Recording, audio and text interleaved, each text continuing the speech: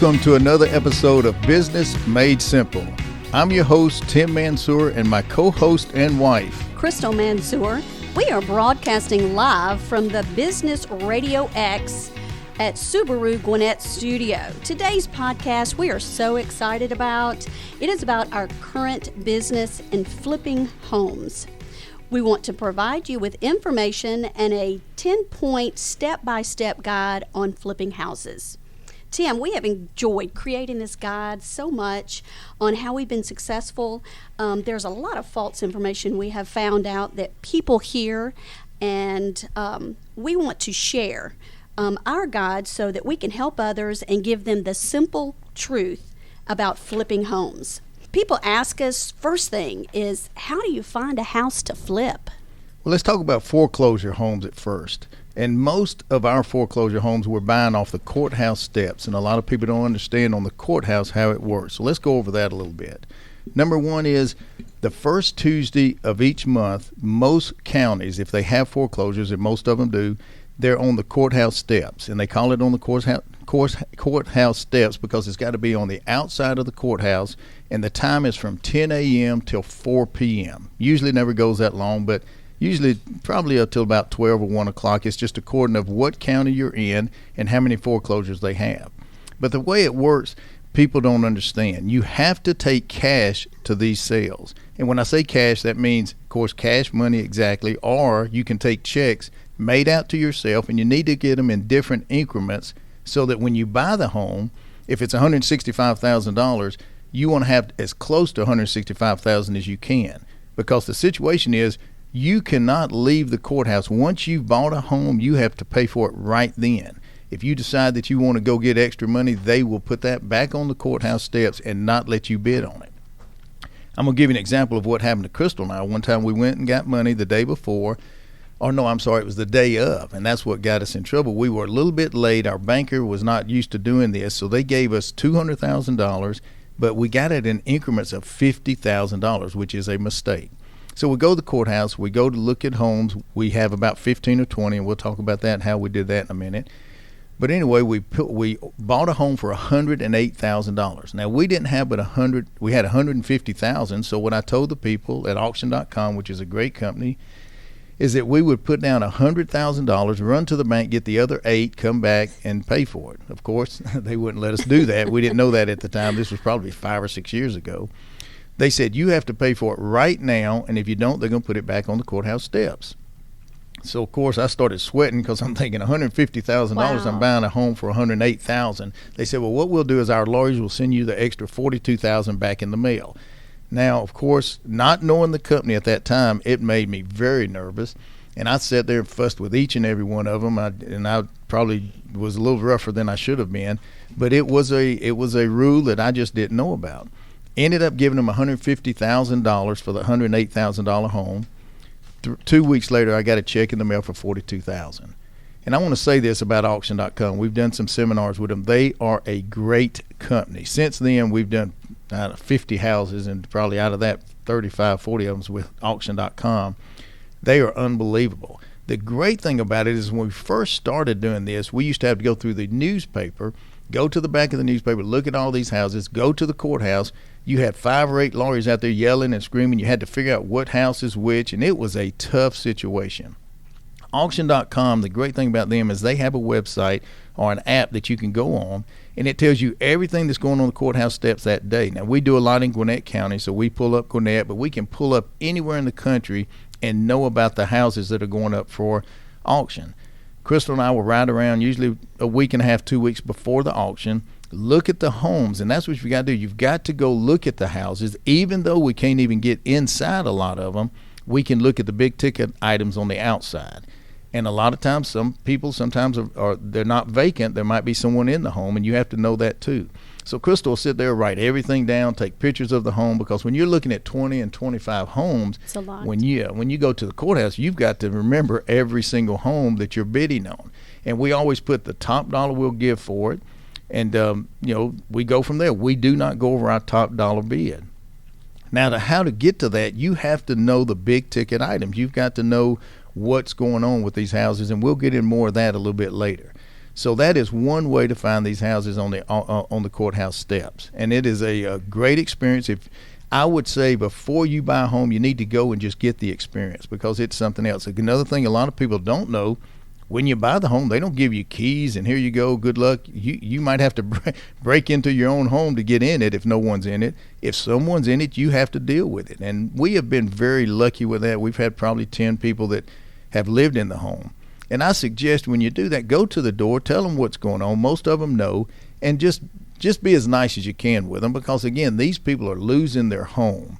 It's not something that anybody wants. So a lot of times, I'm very patient with them. I give them as much time as I can, and I think the longest time that I've ever had to give someone is about 3 weeks. Most of the time, if you're nice to them, work with them, it will work out. Well, it is an experience. It is an experience. Is an experience better now than what we used to have years ago when we would go back in 2000, probably 9, 10. It was a lot of work. It was a lot more work, and that's what I love about auction.com. Now, the worst case scenarios, if they don't get out, of course, you have to go to the courthouse and file an appeal about that, and that's another step. But like I said, most of the time it will work out. The second way we find homes, and there's about 4 or 5 different ways. Of course, nobody wishes this on anybody, but people that's going through divorce. And the longer you're into this, we've been in it about 7 years. 7, 8 years. Yeah. So people know about it. So a lot of times people that even are going through a divorce will call us and say, hey, we're getting rid of this. We're ready to make a move. And again, like everybody says, cash is king. So if you can have cash on you, even if you have to get a home equity line, whatever, it means a lot, because a lot of people in divorce cases are ready to get something done. Also in a death situation where a family member dies and the house is left maybe to the kids or whatever, we just did one of those. And the kids told us pretty much, they are ready to make a deal. We made a deal with them. They left almost everything in the home. They were ready just for one thing, and that's, I hate to say, get the cash and run, and that's kind of what happened. So the courthouse step, course of divorces, deaths, and mainly another thing is relationships. We have a lot of people out there, some of them that work with us, some of them that don't work with us, and they're just friends that might call us and say, we have an empty house that they see. We, at that time, we were checking out.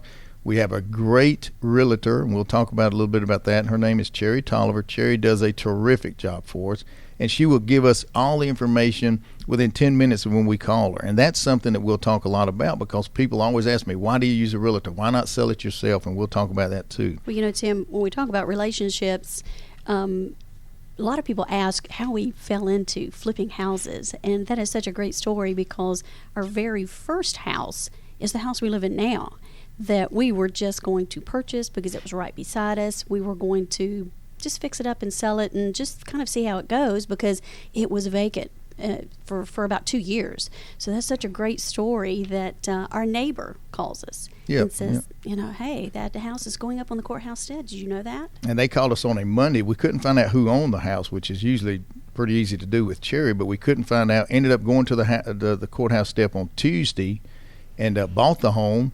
Actually, we were going to talk about tearing the home down. It's on 5 acres. It was an older house. My builder came in and said, gosh, it's built so well, you ought to redo it. We did that. We thought about selling it and kind of fell in love with it ourselves and been there ever since, which has been about 10 years, I guess. And that was the start of flipping houses, right? That is. The last thing that we usually do is just drive around. Sometimes we'll just drive around and see a home and just call on it. I'll call Cherry. She'll give me information like when the house was built, how long, what they paid for the house, what the house is worth. And that is the biggest problem that people don't understand. What is the house worth? Not what you think it's worth, but what is it worth? And the way to find that out is, of course, any kind of appraisals. What is selling in that area? That means everything. So what people don't understand is, if you have a $200,000 home that's what's selling in that area, and you put $300,000 in it, you can put gold-plated everything. It's going to sell for the appraised value, which will be somewhere around that $200,000 mark. So that's something we'll talk a little bit about also. But we had a situation that there's a home that's in between my mother's house and our house that we saw for over 7 years that was empty. It was a ranch brick house. You could hardly see it because of the growth. The windows were out of it, sheetrock, all the wire was tore out, the roof was horrible, it was falling. It was just unbelievable, but it was a great lot. We called Cherry. We tried everything to find out about these people, and she could find the name of, but they were in North Carolina, found no numbers or anything. So the only way, and everybody around there we were talking to, everybody was trying to find out whose house is this, what's going on. So we did it the old-fashioned way. We wrote a letter to these people, and I said, Chrystal, we'll probably never hear back from these people. Long story short is, we wrote the letter.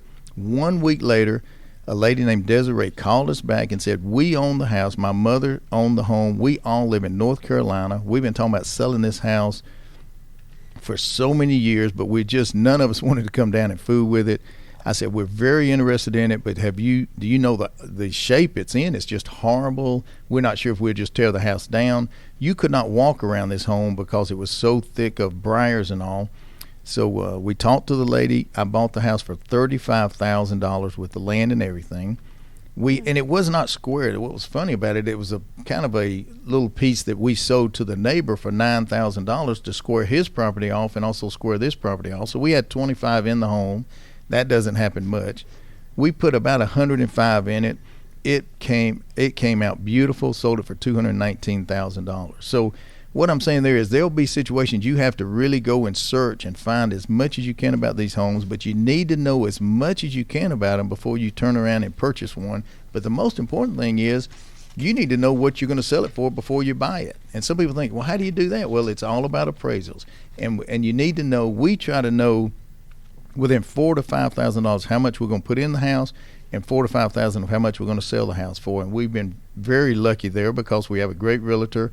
And we go by appraisals. We go by numbers, business, and you just can't do it by just what you're hoping to get out of it. You've got to know the numbers before you do it. Well, you're right, because Cherry does so much of the research for us, finding out, pricing and comps and, just general information about the homes from her realtor side, which a lot of people say, well, I'm just going to do it myself. I'm going to sell it. I'm going to kind of, do the listing. I'm going to show it, which is great. I mean, that is an option. And I know we're going to talk about that a little bit later, but she does a lot of work for us that saves us a lot of time on the front end on deciding on properties and how we do it. But as we kind of talk about each step, I know we've talked about, how we've got started finding homes, but a lot of people also ask us, how long does it take when you flip a house? And that's a loaded question because a lot has to do with that. Number one is, who do you have working for you? Do you have a team? Are you going to do it yourself? How large is the home? How much are you going to do to the home? So there's a lot to that. So what we do, we have a great team. Our team is ready to go pretty much when we call them, and we have we have every single step. We have someone that can do it. So a lot has to do with that. The biggest thing is when you do a home, you cannot sell that home most of the time for any kind of loan. Like if they're doing what kind of loan am I talking they have about? Conventional, like FHA. A conventional loan's great, but if they do an FHA, you have to wait 90 days no matter what to sell that home. We've had homes that we've fixed up in a month and a half, had a contract on it, and had to wait another half a month, 30 days, another 15 days, 16 days really to sell it because we had to sell it on the 91st day. So that's a law that a lot of people don't understand. So a lot has to do with how much you do, how large the home is, how much you put into it. But usually it's around, I would say, 3 to 5 months to fix the home up and sell it. And we've done them a little quicker and a little bit longer. It's just according to, again, the size of the home. The big thing is knowing the repairs. That's the big thing. And so when we're riding around, Chrystal and I ride around, we look at the big ticket items. Very important. Let's look at the roof, because the roof can cost you as little as $6,000 and as high as $15,000 to replace the roof. We look at the landscaping, how much landscaping, and usually on landscaping it's not as bad except when you have big trees or big limbs over the house. What is that going to take? Another one is the HVA system. That is very important. That can cost you, to fix it, maybe $1,500 to $2,000, but to replace it, it can cost $6,000 to $8,000. The windows, are they rotted? Do you need to replace the windows? The foundation or the driveway? So we can ride around and look at a home and never get inside and pretty much get very close to what we're going to spend. And the reason we do that is we always put granite countertops in them. We always put new appliances. And people say, well, those appliances are okay. Why do that? When people walk in our homes, especially ladies, how they are about cooking, and some guys, They love that new look, and especially new appliances. They're the first to cook in it, so that's important. We want to make sure the home has that as new feel and look as it possibly can, even if it's an older home. When we get finished with them, they just look brand new almost. Yeah, we make them new, but here's the reason. And we put new flooring in. If they're wood floors that are there, we can sand them all the way down and put them. That's great. If not, we put new flooring, new carpet. The smell of it, everything, I think, is important. So when people walk in the homes that we do, we ask top dollar. If Cherry calls and says, look, this home can sell up to $275,000, we're going to ask $275,000 or $280,000 and negotiate to $275,000. We're going to ask top dollar, but in return, we fix them up to the top. There's a lot of people, they'll call me, they'll say, Tim, I'm looking at buying this home. We're going to throw some paint on it, not even replace the carpet. We're going to do this, that, and we're going to sell it. And that sounds great, but remember this, when most people that are going to buy your home is going to the bank, the bank's not going to lend money to anyone till they send their own appraisers out there and their own people that's going to do the inspection. They're going to have their own people. And I don't care if you have a brand new home, the inspectors are going to find things that are not right with it. I had a guy the other day tell me, said, well, with the appraisals, you can just tell them what you're asking for and they'll do that. Guys, that is far as from the truth as I've ever heard. That used to be. Years ago, you could do that. Nowadays, the banks have their own appraisals, and they are very funny about those. They are not going to miss their appraisal. So if in the area the houses are selling for $150,000, that's what they're going to pick up, and that's what your home's going to sell for. So you've got to remember that. Don't over put in the house thinking, well, if I do this, it's going to appraise more. It's not. It's going to appraise for what that area is appraising for. Well, our next point is about upgrades and structural modifications. We talk a lot about trends and colors and how do we change floor plans. That's a big part of what we do and how we make things trendy and fresh and up to date. So let's talk a little bit about the upgrades and modifications that we do. Yeah, we're big on that, and we're big, of course, like everybody nowadays, is the open floor plan. So we do a lot of LVL beams, and what that's where we take walls down. We have a company, and we actually use ACE for this, and they'll give us the exact amount that this wall needs to hold up, and they'll give us the exact kind of LVL beam we need. So we do a lot of opening up the walls. But here's again, we go back and look, what will it bring us back? And that's important. As you do changes in a home, Chrystal and I always look at each other and say, well, we can do this. It'll cost us $3,000. Does it bring back $3,000? Don't do things that you're doing just for yourself. And I'm going to say this, and it's kind of in a funny way. You're not going to be invited back for Christmas dinner there, and you're not going to go eat dinner with them on Easter. You are not going to ever probably walk back in that home. So you have to make decisions not by your heart but by your mind. And what I mean by that is, we had a situation that we were looking at this wall, taking it down, and it was a probably 20 feet long wall. It was a big wall. My builder said, Tim, it'll cost you probably $6,000 or $7,000 by the time you tear the wall down, redo this, redo that. I mean, it's crazy numbers. So we said, well, let's not take the whole wall down. Let's just do a 10-foot opening. So we don't have to have an LVL beam. We don't have to redo anything. We did that. It worked out great. Cost us about $700, $800 to take that out. So that's what I mean. Sometimes you have to look and say, what will it take to make the change? Is it worth the change? I remember one time my mother walked in one of the houses we were doing. She said, well, I just don't like that kind of rock on the fireplace. And I wasn't trying to be mean, but I said, well, Mom, are you going to live here? And she said, well, no. And I said, well, that's not something that we're going to change because it won't bring more value to the home. The fireplace looked fine. So you have to make decisions like that. A lot of people make decisions like it's their home. It's not their home. Make decisions on what that house can bring back to you. That's very important.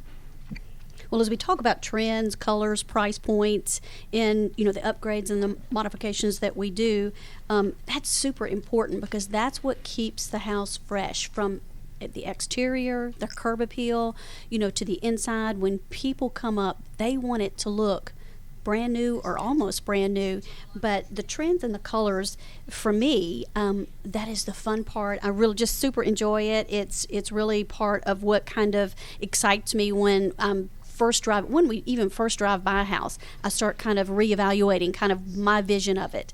Then we talk about it and kind of what you see and what I see, and we just kind of bring it together to where in the end That's something that what I enjoy doing is I always do before and after pictures. So in the end, we can go back and look at what we did in the beginning and what it looked like, and then what it looks like on the ending product. But the trends and colors, I use apps.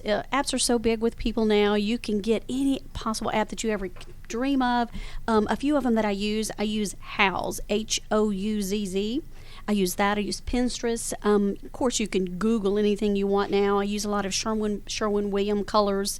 I match up with Home Depot and Lowe's. So you have a lot of resources. You just have to be creative. You just kind of have to have a little bit of a vision when you're looking at something.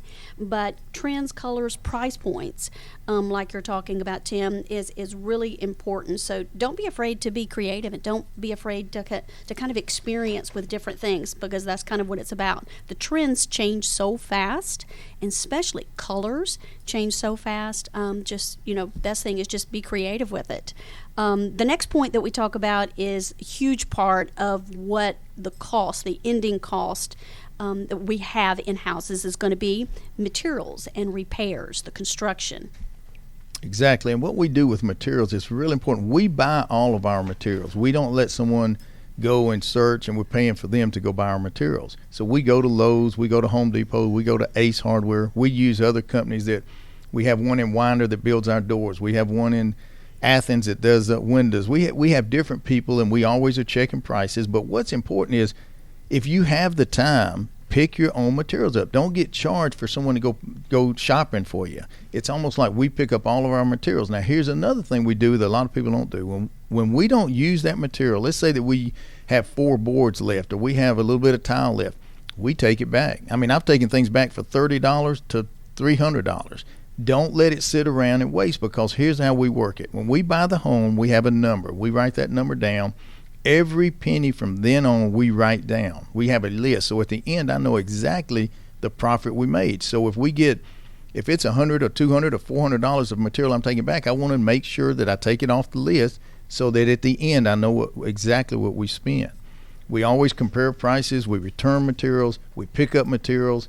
And I think that's just so important, because that little bit can really add up. Well, the cost always kind of factors in on everything, like you're talking about materials, repairs, construction, labor. Labor is a big one that you also need to kind of also consider. But the big one, I think the next point is applying for construction permits. Should you or should you not? Well, number one is you should check with, whenever you're in a county, they're all different. Find out what you need to do with permits. Now, if you're tearing walls down, putting in new electrical and all, you're going to probably need a permit. You just need to check with that county. I know this, when you ever build a deck, they're going to have permits. That's as hard as building a whole house, because of the problems that they've had with decks. People, of course, fall and things like that. So always check with the permit companies or the counties. And what you'll find out is, a lot of times you go in and you're just tearing out maybe the carpet and painting, things like that. You do not probably need a permit, but always check to make sure. You don't want to get stopped in the middle of your project because you don't have the right permit. Well, we learned so many lessons along the way. Applying for permits for a house that you're flipping versus a house that you're building, it's very different. Oh, exactly, yes. If you build it from the ground up, but definitely you're going to need a permit. So a lot of times we do a lot of the houses. I would say that 50-50 we get permits and not. It's just according to what county we're in. And we usually stay within an hour of where we live, because of the people that work with us, our team members, so that they don't have to travel too far. We've went all the way to Stockbridge, all the way to Houston. I mean, we'll go anywhere, but we try to stay in that one area. Well, we talk a lot about maintaining a property. So that's a big point for us, which is one of our steps, maintaining the property once we're finished. Yeah, that's important. A lot of people don't realize, once you finish and you've turned it over, or let's say you're selling it yourself, there's not a right or wrong. And I want to say this, Chrystal and I, this is what's worked for us for over 50 homes. And we've been very lucky. We've never lost on them. And usually we have a little bottom dollar that we make and a top dollar. We've made as little as let's say 30 and as high as 100 on different things. It's just according to what you're doing and how big you want to go. But when we do a property, we always put alarms in them. And the reason is, these properties are empty, and we always keep lights on. We always are changing our lights. We keep the grass cut. We keep it clean. And another thing that you need to do, even if you're not selling it yourself and you having someone else selling for you, you still need to go by there. go through the home, re-vacuum the home, clean the carpet, do whatever you have to do so that the next person, that might be the person that's going to buy it, it looks fresh. You can't just leave it there and never go back and check on it. So that's real important. We do all that, and we make sure every time that we can, it looks good. Actually, we're going to leave here today and go by 2 of our homes here in a little bit just to do that, so that the next person that sees it, it looks brand new. Well, the next point is something that is not a deal breaker for a lot of people, but we do have people that ask about school districts. Talk about how important that is. Well, I think it's real important. I think most people are going to, especially that have children, is going to ask about that school district. Again, Cherry comes in, she tells us the school district, so we know it, so we understand it. Now, that does not mean we're not going to buy in a place that maybe the school's not as good, because everybody needs to live, and you never know, who's going to buy what. But it is something that's going to probably come up, especially if they have children. So we always check that. The more you can know about your home and the area, the better, because people are going to ask questions, and your realtor should know it. But if you're going to sell it, especially yourself, you better know a lot about that home. Well, this is one point, the next step that we have that has to be listed with your real estate person or whenever you're doing a disclosure for a home, and that is the HOA and the subdivision rules. Let's talk a little bit about what is entailed in knowing a lot about the HOAs in an area, in that subdivision that you're wanting to purchase in. Yeah, a lot of things with the HOA, people say, oh gosh, I hate homeowners associations. Well, the thing is, the good thing about it is, I know it's more money a year, but the thing is they keep most everything clean. You're not being able to maybe park on the road, or you're not going to be able to work on your car outside the home, and you can't go with certain colors. And that helps if you have a home, because we have had some homes that's not in homeowner associations, and maybe the house beside us might be pink or blue or green, which is not a right or wrong. I'm just saying sometimes that can hurt the sale of a home, of another home. So there's nothing wrong with that. Another thing too is, can you rent in this area? And renting is fine. And here's another thing, going back to the courthouse. If it can be rented, a lot of time these big companies are coming in and buying these houses by the thousands, and you cannot compete with them at the courthouse steps. So a lot of times when there's renters, places that can be rent, you can find out that they will buy the home. They're not trying to flip the home. What they're wanting to do is buy the home, keep it for 7 years, then maybe flip it. So a lot of times we lose them to those big companies. So we love when you can't rent in the area. Sometimes it helps us a little bit better. You also got to know, is it septic tank? Is it sewer? When you go to buy it, because that means a lot also. And you can tell that a lot of times people don't realize, if you just look at the road, are there manholes out there? If it is, it's sewer. And another thing is, if the homes are real close together, it's always sewer. So you have to have so much room for septic tanks, but you need to understand that as you're looking at flipping a home. Well, we talk about the sewer and septic tank aspect. Of course, sewer, there's no maintenance to it. Septic, there is. You need to know that, because when you're getting ready to sell the home, lots of times it's worked in the paperwork and in the disclosure and in the sale of the home that you have to have it maintenance, you have to have it cleaned out, you have to have it serviced before the home can be sold. Yeah, and it has to be done within like a 30 or 40 day period of the closing. Again, you go back to that realtor, they should know all of that. So I'm just saying, in our realtor, we just couldn't do it without her. We just love it. It makes it a lot easier for us. She takes care of all the paperwork, and I'm not real good at let's say, I don't have a lot of patience, so it's better for me to turn it over to her and let her handle that, and she does a great job for us. Yes. Well, the next consideration that people need to know about, because they think it's a costly expense, but it's a necessary expense, is insurance. Yeah, and that's tough, because a lot of people don't realize this is not like insuring your own home that you live in. When you have these homes, they're empty. So a lot of companies do not want to cover them. We use Liberty Mutual. My brother Joseph works there, and they're a great company. What they do is they'll cover it, but the insurance you're going to get is you're going to get some liability insurance with this policy, and you need that. And you're going to mainly get it where if it catches on fire. If somebody breaks into this home and tears up things, it's not going to cover, because they know being empty is a bigger chance of that happening. And that's why we keep on lights, we keep the alarms on, we always are changing lights on and off, because you don't want to finish this home and it's beautiful and you lose money because somebody, even let's just say kids, go in and just tear it up. But that alarm system, those lights, that will help keep that away, and that's very important. Well, this next point is something that you and I have experienced firsthand that is really important to us. It is a great relationship, but it is so necessary for what we do, and it is so necessary and important to our success as we go forward. And we've kind of talked about it already, but that is real estate. A lot of people talk about should you or should you not get a real estate person. Cherry has been fantastic at what she does. She provides so much information. She provides the disclosures and the settlement statements and the closing information and negotiation when you get to the point when you're kind of wanting to negotiate with a buyer. Real estate. Let's talk a little bit about what it has meant to us to have a real estate agent on our team. Again, yes, and it does. It means a lot to us. Does that mean you need to do that? No. If you want to find all the information out yourself and you have the time to do that and you have the patience and you want to sell it, you might save 6% of that sale and 5 or 6%. Now, we use Cherry because we probably talk to her 4 or 5 times a week about another home that we're looking at, and she just tells us everything about it, makes it real easy for us. They can tell you what is sold in that property, what the house was paid for, when it was bought, when it was sold, do they have a loan on it, things like that you need to do as you need to know as you do negotiations. And I want to go back 1 second about something that I missed that's real important. When you buy a house on the courthouse steps or you buy a home from an individual, the second you buy that home, call your insurance agency. And let me explain why. If I buy a home on the courthouse steps on Tuesday morning at 11 o'clock and I get the paperwork done and it burns at 1 o'clock, I've lost every bit of that. Nobody else is covering it. So you have to make sure right when I buy a home, the first call I make is I get insurance on it to make sure I don't lose that. And that's really important also to know. Well, the next point is about taxes and liens. A lot of people will say, I don't really understand that. I understand taxes and they have to be paid, but how do I find liens? How do I know if a property has a lien? Is that important to know? 100%. When we buy at the courthouse steps, most of the liens are off of it. Now, we have had maybe 2 out of 50-something that we had a water bill, maybe $300 that somebody missed or the county missed.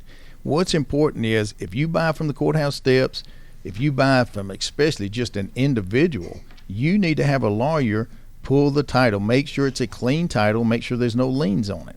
And whenever you close a loan, they're going to ask you, do you want title insurance? 100% spend that extra $300 or $400, because what that does is if somebody misses something, you can have the greatest attorney in the world and something gets missed, it will go and be paid for off of that title insurance. So you pay for that. Do not take a chance, because that could actually hurt you so bad at the end, and you don't want to lose something because of that.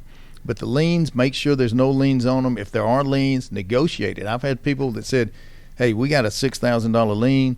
We negotiated $6,000 out of the purchase of the thing, and I ended up having to pay for it. But you got to know about the liens before you buy a home.